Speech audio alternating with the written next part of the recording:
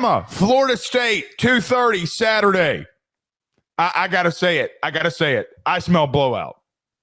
Dude, they're going to wax Florida State. Look, we talked about this in the Alabama preview. There is going to be some questions that need to be answered. Like we gotta see what Austin Mack's going to be like. We got to see if the defense is going to be more hard-nosed and consistent. We got to see if there is going to be overall better decision-making, and I have faith in that. I feel like this could be one of those games. We already know Ryan Williams is good. Ryan Grubb is a great offensive coordinator. He's an awesome play involved. Well, not only how does Ryan Williams get involved, but I think this could be one of those games where, like, afterwards we're talking about, like, so-and-so is the next big emerging receiver in the SEC. I think that Ryan Grubb is so good at finding premier talent and maximizing it at receiver, just like he did at Washington. And with so many ugly roster holes with this Florida State team, I mean, like, this could be a game where they get completely worked because Grubb is just cooking. And we start to talk about how Ty Simpson is starting to look, like he's the next great thing in Alabama. It might shroud some of our questions on him, and it might take away from some of the inefficiencies that he has a player because he plays so well in this game.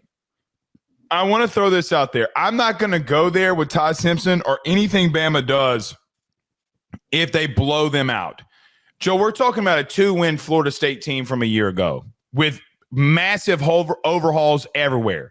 From a player aspect, from a coaching aspect, Joe, they're brand new outside basically of Mike Norvell. Legitimately. And you want, like, even – and this isn't a shot at Bama. I think that everybody, like, that will logically understand this will think and say to themselves, you know what, he's right. Like, you can't go into week one saying, brother, we're going to win the SEC. We just beat Florida State. The spear on the side of that helmet is not going to necessarily dictate how good of a team that they are. Now, here's the thing that I'm very interested in seeing. There is a lot of buzz around Castellanos. I thought Castellanos was not bad at all last year. I mean, look, he's at Boston College, brand new system, his damn self. Bill O'Brien was Bill O'Briening. Okay, if we can say that. But Joe, you're going up against a team that had 2 wins last year. There was more snow in the state of Florida by inches than where Florida State wins a year ago. And I love that joke, but it is true, right? Like it is a true statement, which is nuts to say. But I need the real Bama to start stepping up. And let me tell you what I mean by that. You can go a year if you're Kalen DeBoer. You can go a year and say, look, man, this is post Nick Saban. We had 30-plus kids enter the portal. It's a whole new system, whole new situation. Joe, they got to show some impressive stuff here. It's got to be impressive when they do it. So even though I don't think you can make it the outlook for the season, I have no idea what to make of Florida State. Zero. Because, Joe, what do you want me to say? Like, when we talk about this game in week one or leading up into week one, I have absolutely no idea what I'm supposed to say about Florida State. None. Maybe this could be good, that could be good. We're making complete assumptions about nothing we know about based off of them having to replace literally everything. Excuse me. Well, and I think that's a good reason. When you have a team that has this much turnover, you should automatically assume the negative. Like you always should, especially after we saw last year. We allowed ourselves to get overhyped on all the new faces that were coming in and then completely underwhelming. I think you made a really good point with Alabama, though. I think a lot of Alabama fans can agree that this is a put up or shut up year. Kalen DeBoer, the pressure should be on his head. It should. I'm not saying he's getting fired at the end of the season. That's not what I'm saying. When you're following Nick Saban, reaching the playoff is the general expectation. And I think it starts here against Florida State. You better kick their ass. Like, this is a team that is unsettled in figuring their direction out. Florida State might end up finishing better than expected, might end up finishing with a winning record, going to a bowl game, and righting the ship. But outside of that, that doesn't mean that Alabama shouldn't smell blood and go after it. Like, this is that chance for them to allow for their defense to kick ass, to allow for their playmakers to have a bunch of big plays. And what I was kind of talking about with Ty Simpson is Simpson hasn't played, and there's a chance that Simpson is a decent starter for this team, but you should come out of this game. He should play so well in this game specifically that there should be hyperbolic reactions to who he is as a player.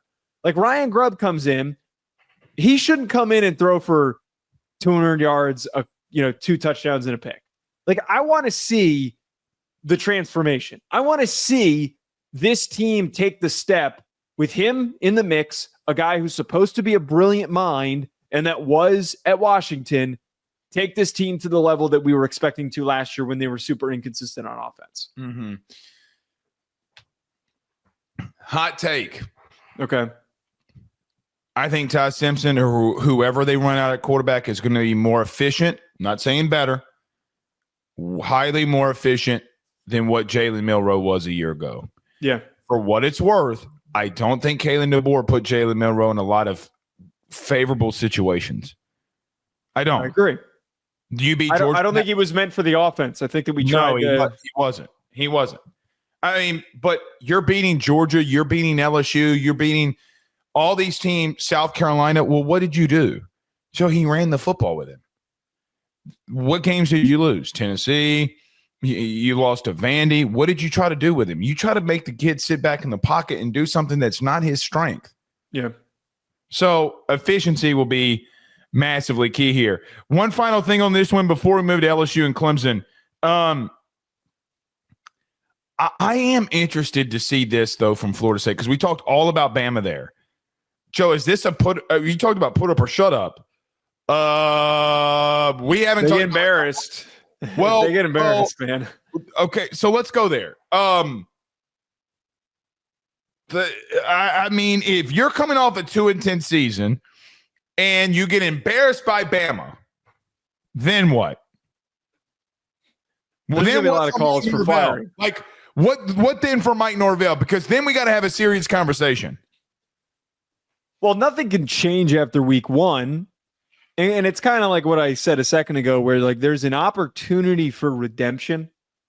There's an opportunity for the end of the year to just go a little bit more smoothly. And we'll do a Florida State preview at some point.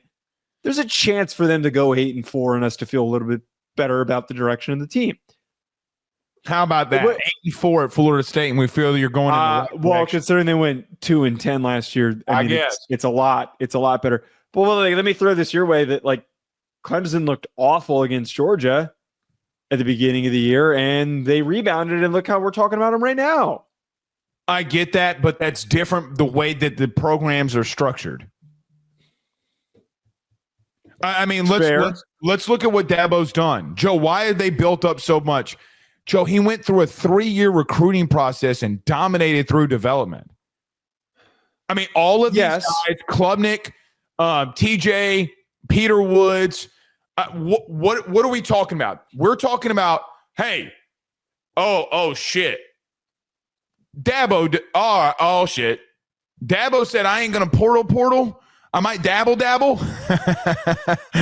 But Joe, he's at year 3 with all these kids that he recruited, and he's still developing from within. I get what you're saying. By the way, a whole offensive line returning. Joe, they got 5 new offensive linemen at Florida State. Right. I'm just trying to say that, like, if an ACC team gets their asses kicked by a team that's supposed to be one of the best in the SEC, I think that we will freak out, but completely different situation, though. Yeah. Completely different. We need to remember that context. We did. Joe, lastly, before we move to our Ole Miss deep dive,